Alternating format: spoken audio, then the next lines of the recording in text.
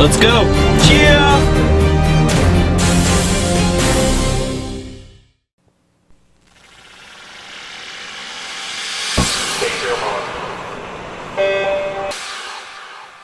This is the Morning Swim Show for Monday, June 27th, 2011. I'm your host, Peter Bush, and the Phoenix Monitor today. We'll talk to Debbie Hesse. She is the head of the USA Swimming Foundation, and she joins us right now in the Phoenix Monitor from Colorado Springs.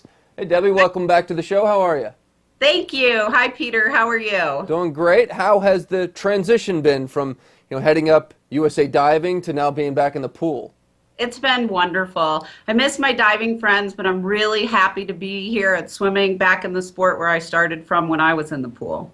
I know the USA Swimming Foundation, essentially, the main goal is to raise money and also some other things, but what do you see as how are you trying to put your mark on it, I guess? Well, I think first and foremost, what we're trying to do this year is develop a long-range strategic plan for the organization and really decide where we're going to go. Some of the first things we've done is really just strategize what our overarching vision is for the organization. And we've come up with a new tagline, Saving Lives and Building Champions. And what we're doing with the Saving Lives piece is with our Make a Splash, child-focused water safety initiative. And with the Building Champions, what we're trying to do is create a legacy for USA Swimming that allows us to keep USA Swimming #1 in the world.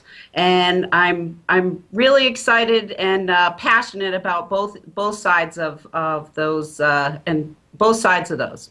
Now, how do you go from kind of coming up with the slogan and the vision to actually making it happen?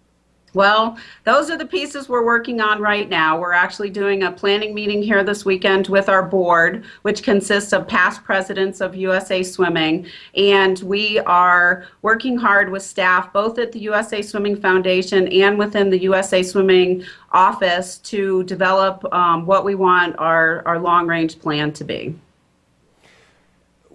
How is the organization, how is the foundation, I should say, significantly different than it was a year or two ago? Well, I think one of the things we're trying to do really is be strategic in our decisions. And, one thing is when you belong to a foundation, there's many people that are looking for resources. And what we want to do is really target on just a few key initiatives. And first and foremost, we have our Make a Splash initiative. And right now with our Make a Splash initiative, we have two sides of that. One is our tour that we do, our Make a Splash tour with Colin Jones, and that is going out to 6 cities this summer, and our goal is to really teach water safety awareness, to get people into the water and get most particularly children into the water so they can learn to swim. Believe it or not, almost 70% of minorities in this country cannot swim, and we want to change that because what we can do in turn by teaching kids to swim is save their life in case they ever get into any situation around water. The other side of it is our Building Champions side. And right now that's really been focused on our national team. We give support to our national team. We give support to our national team coaches. And in the future, we also give support to our national team athletes. But what we want to do is expand that and broaden that scope and really develop it into what is it going to take to continue to give the resources to swimming to keep the sport #1 in the world.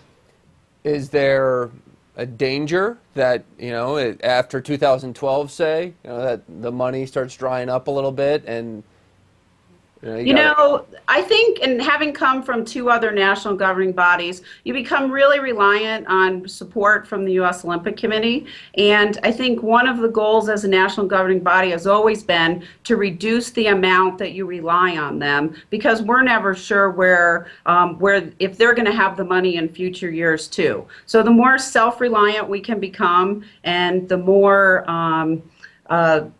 proactive in providing those resources. So, I think one of the things as swimmers, many people that have come up through swimming, whether you're a parent or a coach or an actual swimmer yourself, I think one of the things we've all learned is that in swimming, we've learned many key skills. We've learned leadership, we've learned hard work, we've learned discipline, we've learned to get up early in the morning and to make early morning practice. And those things we want to continue to instill into future generations. And so, one of the things we're really hoping to develop is for those people that have been swimmers in their lives, how do we continue to give back? Just the way many people give back to their colleges, how can we give back to future generations of swimmers? So would you say it's maybe an untapped resource, kind of swimming alumni, so to speak? Absolutely, and part of what our foundation does is support our national team alumni, but we also would love to capture alumni from swimming from whatever level you came from. I talked with Arthur Lopez, who runs a program in Washington, D.C. that helps Latinos learn to swim. And part of his mission in building the champion side of it is just making these kids productive citizens in their life by helping to learn the skill set of swimming. Everybody has their own story. Certain people have gone through college and gotten college scholarships, and but in some way, swimming has helped us become better people in life. I totally agree, Debbie. Thank you very much for joining us. Good luck with the mission. Thank you. All right, that's Debbie Hesse joining us from Colorado Springs. That is it for today's show. I'm Peter Bush, reminding you to keep your head down at the finish.